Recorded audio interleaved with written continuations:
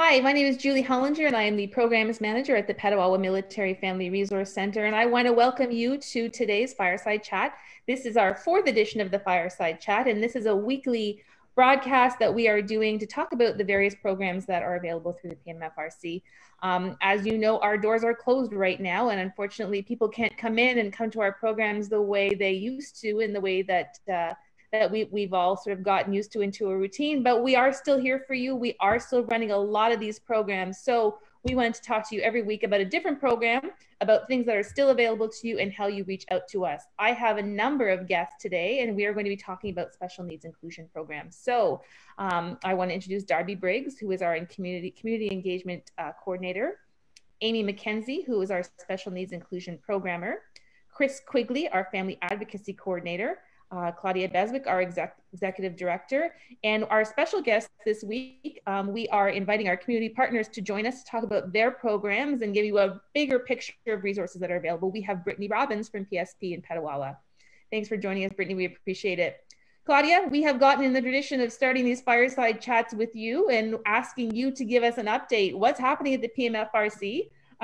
Do you know when things are going to return to normal, and what can people expect, I guess, in the coming week? So there's no new news to share today. Much like you said, we're still closed to the public.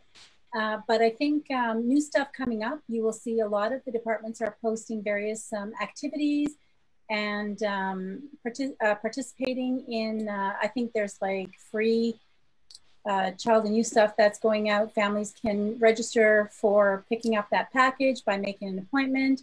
You can participate in the mental health challenge. So every day there's something new going up on the Facebook page for mental health supports. There is a draw at the end of the month. So check in with that. We have a new newsletter coming out in 2 weeks. And a lot of our new stuff you'll find on the Facebook page, as well as our YouTube site, which is being populated regularly with a bunch of stuff that families can do with their children. So activities for the whole family.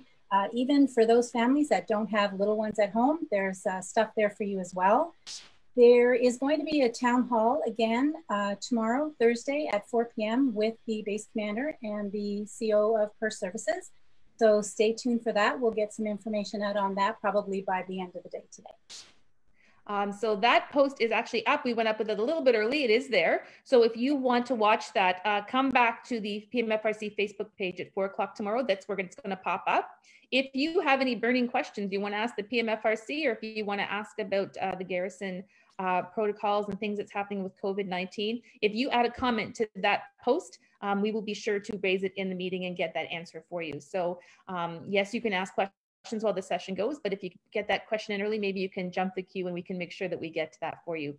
Darby, let's go over to you. The PMFRC has a number of special needs programs. Can you sort of give us an overview of what is available in the regular world?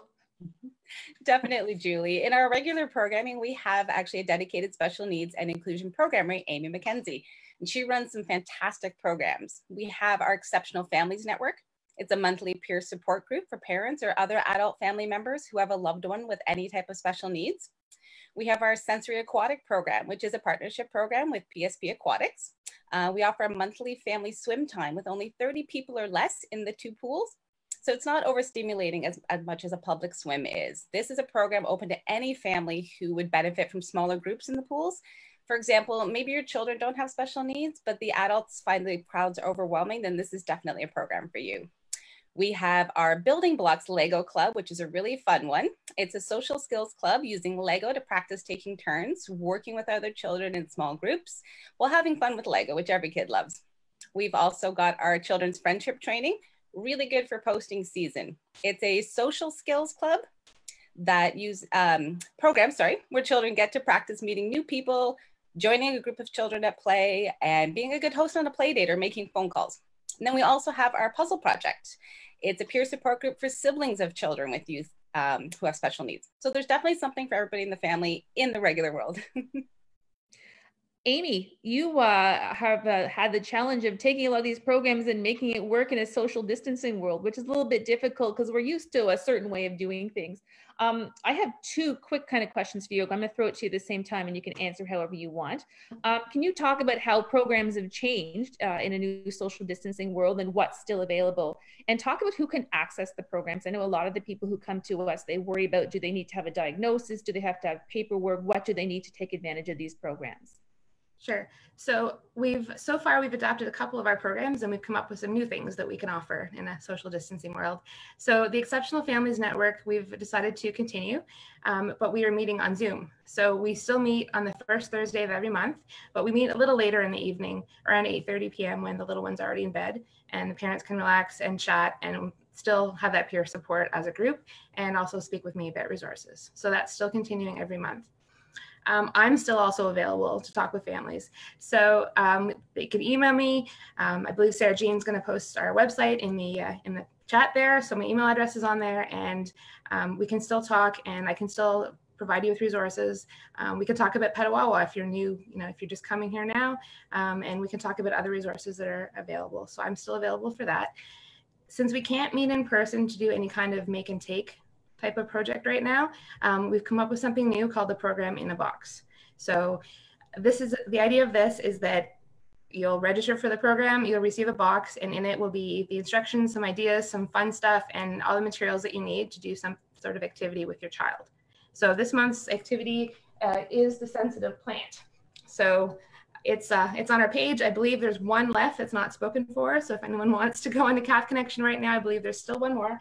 And families in the next week will be receiving those kits to do some activities with the plant that reacts when you touch it. So if you didn't get in with the plant, there'll be another program coming sometime soon? Absolutely. So future programs in a box include sensory play, include transitions, creating a transitions box, and building some more hands-on things that you can do with your child that has a learning component as well. And then to answer your question about diagnosis, I don't require any kind of diagnosis to talk to me about programs. So anyone is welcome to talk to Darby or I about supports that we can offer for a child or adult in your family. And there's probably something we can offer for everyone. We have a wide range of programs. So something like the sensory aquatic program, you don't need a diagnosis to go swim as a family. If that's the kind of program that would benefit you, you're welcome to attend. Same with something like the Building Blocks Lego Club.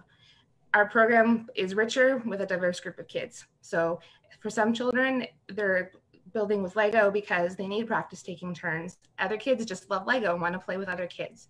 So it's more fun when we have a really diverse group of kids. So everyone's welcome. And that's what inclusion is all about at the end of the day. Absolutely. Amy did mention Sara Jane. In case you were looking at the boxes trying to figure out who she is, Sara Jane is not on our screen, but she is a really, really important part of our Fireside team. She is watching the chat. As we go through, some of us are going to be talking about links, telephone numbers, email addresses where you can reach out. Sara Jane is monitoring the chat, and as we talk about those things, she's going to add that to the comment section. So don't worry about grabbing a pen or missing anything or us talking too quickly. That's all going to be in the chat section. You're going to be able to find that later. Claudia, back to you. Partnerships are really important at the PMFRC, and we work very closely with a lot of organizations, specifically in the area of special needs inclusion. Can you talk about some of the partnerships that we have built and how that makes our program better? Absolutely. So partnerships are key and critical to any MFRC. And I think no matter which base you're at, you'll see that the MFRC is always collaborating with both base and community partners. So here specifically with our base partners, we've shared activities with PSP, with Brittany in the rec department, with health promotions as well, with OSIS. There isn't any department within the organization that hasn't partnered with somebody on the base.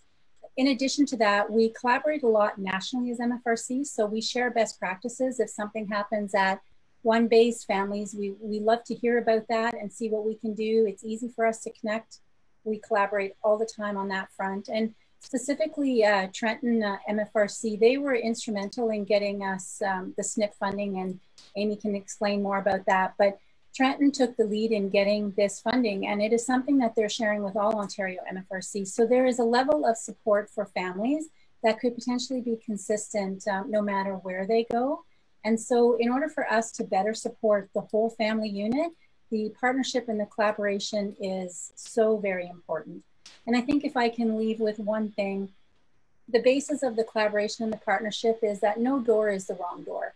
So at any point in time, we're constantly connecting with our community partners as well to see what's available and accessible for families in the community. So if you're not sure where to go, give us a call and we will either support you or refer you or give you an option of what would best fit what your family needs in that moment. I think I've said it on every single broadcast every week, and I don't want to talk for Brittany, but I know that she's going to chime in and agree with us on this one. We would much rather that family members or families or CF members call us and ask the question. If we don't know the answer, if we're not the right person, we are going to help you. We're going to find a link for you. We'll at least point you in the right direction. But we would rather have you ask the question than have you sit there and say, you know what, I'm not going to bug them because it may not be their place, their opportunity, their department. Call us anyway. Let's see what we can do for you. We would rather have you ask that question than have you sit there and then not get the support or the services that you need. And Brittany, we want to share also that it's not just a matter of here are the resources, here are the numbers. We're going to actually help you transition to that resource. So I think that's important that you're not kind of left as a family member looking for information. You know, where else can you turn if nobody answers that phone? We want to help facilitate that additional support. That's a good point. Brittany, thank you for joining us. We appreciate you joining us today. Special needs inclusion, it's a really big category. It's a big topic. And I know that PSP has worked hard to initiate a number of programs. Can you talk about some of the programs that are available from a PSP perspective and what's available now? And I guess during the regular schedule when we are not all in our homes. Yeah, absolutely. Well, first off, thank you so much for having me. This is exciting. I'm glad I can share with everybody what's going on. So as Claudia was saying, we're in the same boat as PMFRC. Our doors are closed right now. The facilities are closed, but we are still doing online programming. That happens across Canada. Like all of the PSP bases are doing programming. So, you know, we're able to share that now since it's virtual. So there are those options, but specifically here in Petawawa, I have a before and after school at home edition program that I've been posting on our PSP Petawawa Facebook page. And it also goes out on our Instagram. And sorry, there's a motorcycle. So that program, it's not specifically tailored to special needs, but I do try to put things in there for families with children who have special needs. So I've highlighted in one of the videos go out on Thursday, there was the Child Mind Institute, for example. So they have some really great resources on that website, and I highlight some of those on my video just to help parents navigate through that website and access some of those resources. Same thing with Google just put out a Teach from Home website. So they also have specific resources for families who have children with special needs. So I highlighted that again in last week's video. So I'm going to keep trying to put that stuff in, make sure that the program is inclusive for everybody and all needs.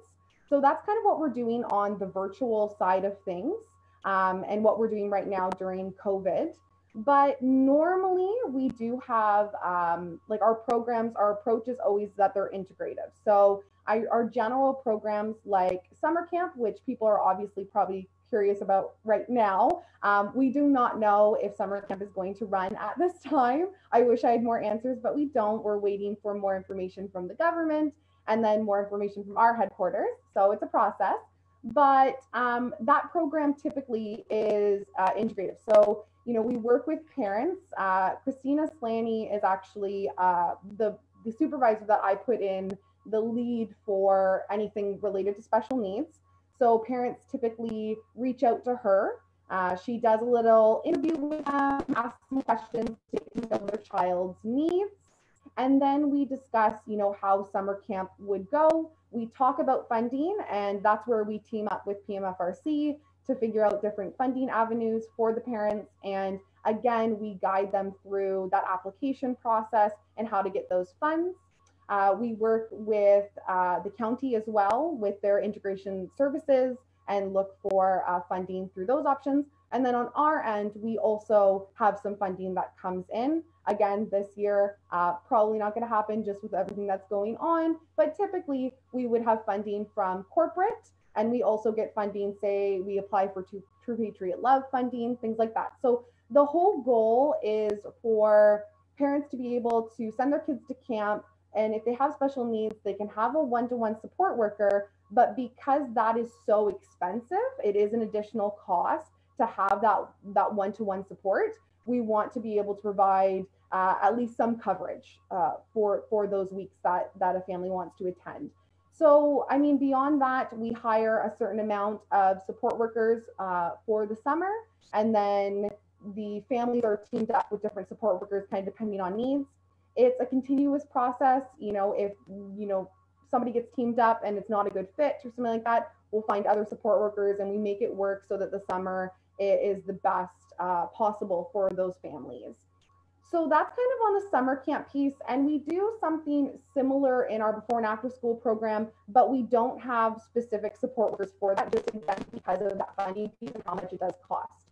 But we do have a variety of kids with special needs that come to our before and after school program.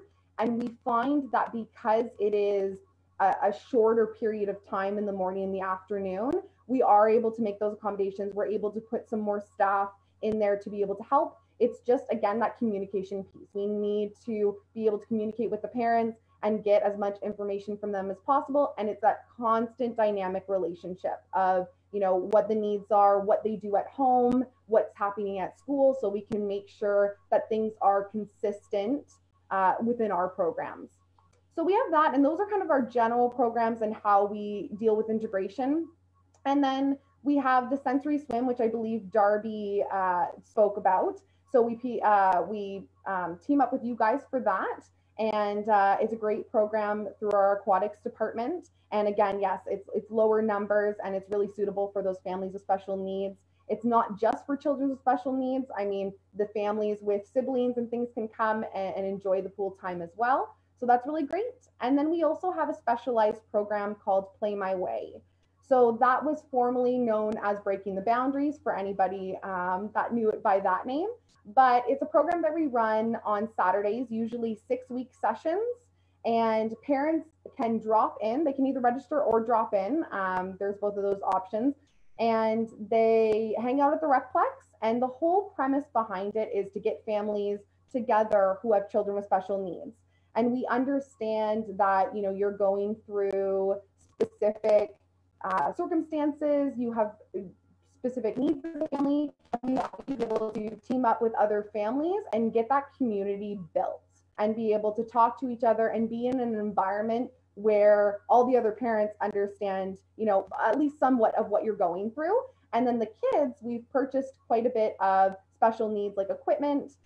We've got light tables and we've got things that are catered specifically towards special needs. So we've got that stuff for the kids to play with for a couple hours and hopefully, yeah, just create that sense of community, and then we can provide support. So beyond that, I'm just, we're going to put in the chat, the emails and phone numbers for myself. So if you have any general program questions, you're wondering about summer camp or things like that, direct them to me. But if you're wondering about anything specifically for special needs, reach out to Chrissy Slaney. So her information will be in there as well. And she can provide you any updates and those ongoing support. So if you're, you know, currently struggling with something, we might be able to offer some suggestions or turn you over to PMFRC or another partner who can offer you some suggestions and support as needed. So yeah. I know that the PSP Facebook page is also quite active. So we will go in and we will share one of the recent before and after school programs, just so people will be able to find your page. Yes, also, we are a unique partnership in that we actually share a website with PSP. So if you go to calfconnection.ca/Petawawa, you can find about PMFRC programs and the PSP programs. They are all there in one place. Darby, there are a lot of families in Petawawa who are who are contemplating, who are dealing with postings right now. And I think we all know how stressful postings can be at the best of times, let alone in a global pandemic, let alone if you might have a family member with special needs. Can you talk about how the PMFRC may be able to help some of these families and take some of the stress off? Definitely, Julie. It is a stressful time for any family, but especially in this global pandemic, not knowing what's really happening. We're here to support in any way we can, whether you're new to Petawawa or whether you're leaving us, unfortunately, for another new adventure. When families come to the family center on their house hunting trip, or after they arrive and they're looking for community information, or when the military member comes in to clear in, they can meet with Amy while they're there. That's her office. She's going to be found in that spot. Amy can tell them about the different types of programs and supports that are available and specific things to their family needs at the PMFRC. Also, what's available in Renfrew County, in the Ottawa region, and what's available online as well. We do have a resource binder for families at the Family Center, and it's called the All About Me Guide. This is available in both English and French. And the binder is a place to keep letters, reports from healthcare professionals, letters from schools, and other information about your child, all organized in one place. So that when you're moving from base to base, when the moving truck comes and takes everything away for you, you're not going to lose all of that. You're going to have it with you and be able to take it with you. When families are posted out of Petawawa, we're very sad to see them go, but Amy can facilitate that first connection to her colleagues at the next MFRC on the base that they're headed to. So families have information, who to ask for, and they know that before they move. So it's one less piece of stress. And if families want to do an official handover and have Amy introduce them, we can, I'm sure, organize that as well. So at least they have a face to and a name before they get there and maybe have had that initial conversation. Especially via Zoom. Oh, sorry, I was just going to say, especially via Zoom. It's really easy for now everybody to meet face-to-face virtually. So if you want to set that up before you head to your next base, just contact Amy. She can help you out.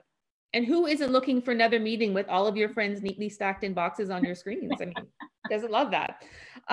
Chris, a lot of people have been talking to you about you and referring about you on the sidelines there. One of the things that you do as the family advocacy coordinator is to help people access some of the special needs funding, specifically through Support Our Troops. Can you talk about the Support Our Troops funding and how a family would go about, what's the process for accessing that and how you can help them with that? Sure, thanks, Julie. Under the Support Our Troops, they have many funding envelopes or umbrellas, but I specifically want to talk about the special needs funding for this particular chat. And as we all know, no two families are the same and nobody fits into that pretty little cookie cutter.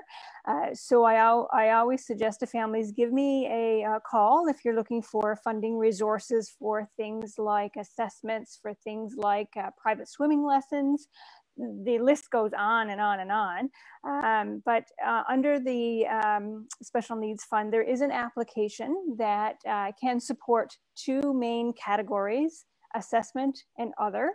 And for assessment, one of the important pieces to remember is that military insurance or any employer's insurance, you check to see if you're covered for assessments, and most times you are, up to a percentage. Support Our Troops will absolutely welcome looking at and reviewing, supporting the additional cost for any sort of assessment. And again, it's not black or white, so I'll just say open it up to have families connect with me, and we can certainly go through their individual questions and identify if the support from Support Our Troops is the avenue to go. Most times families don't realize that there is funding for the little things. What do you mean I can get funding for some chew toy kind of simulation activities for children who might be on the spectrum, who are having sensory issues?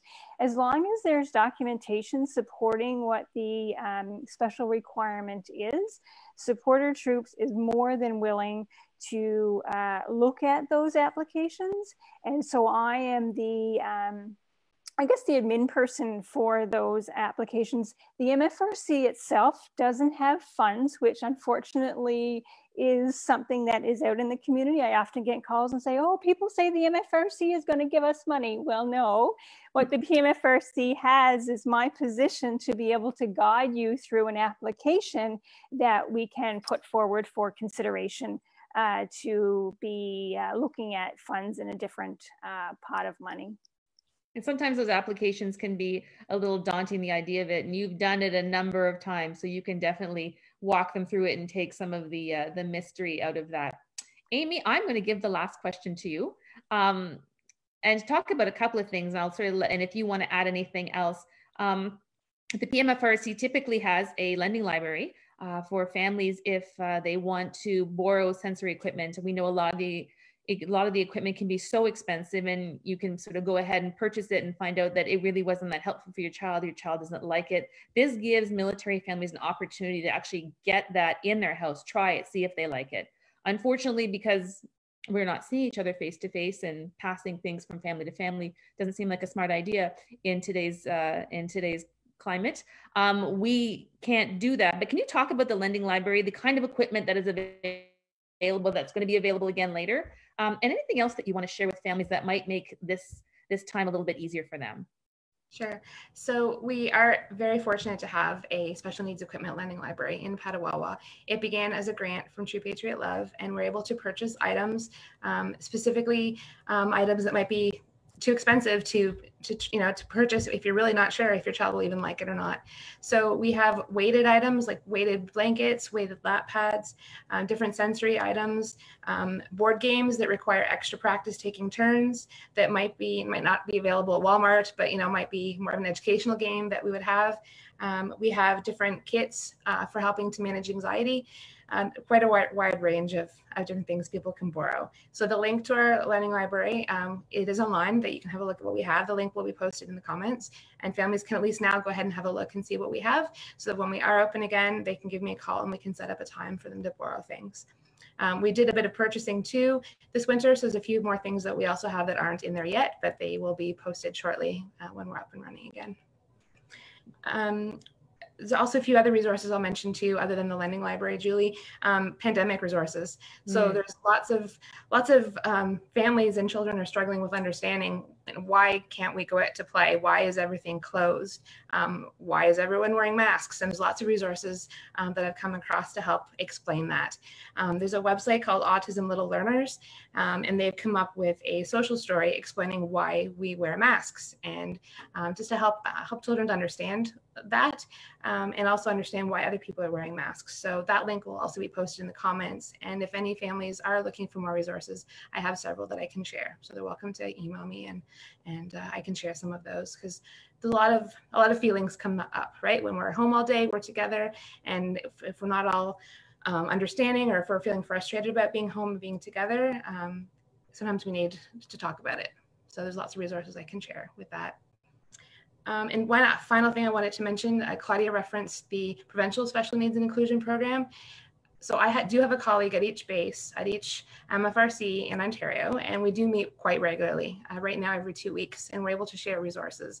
And because a lot of these resources right now are online, they're also available to families living wherever you are. So if you're a family in Petawawa, but the MFRC in Borden or Trenton is offering a great webinar and something of interest to you, you're welcome to participate in that. So as more of those become available, I'll be sharing those links as well, so families can participate in any of those.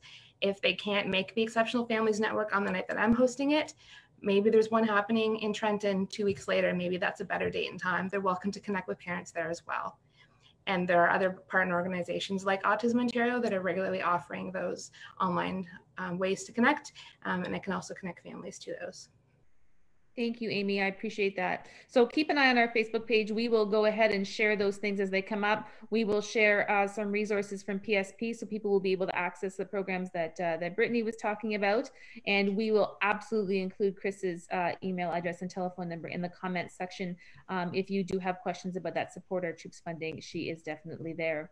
In addition, like we said, our doors are closed, but a number of our coordinators do have office hours. So if you want to link in by Zoom and ask a quick question, our VFP coordinator does have office hours, our volunteer coordinator, as well as our deployment coordinator. So those are all on our Facebook page. Last reminder before we go, tomorrow at 4 o'clock, we are going to have the town hall with the commander here on Facebook Live. So if you do have questions, be sure that add to our Facebook page. If it's a question you don't necessarily want to put in the chat, you can always send us a direct message. We'll get it that way. So log on to Facebook at 4 o'clock tomorrow, and you'll be able to follow that along. I think that's all I have. Next week, we are going to be back with our employment services team. to talk about employment services, some of the supports that are available for those of you who may be looking for a job, as well as just an overview of what the labor market in this area is like right now, and some of the things that you may want to keep in mind as you embark on that job hunt journey.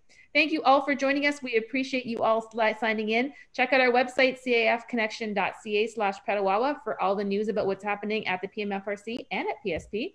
And we will see you next week. Thank you all.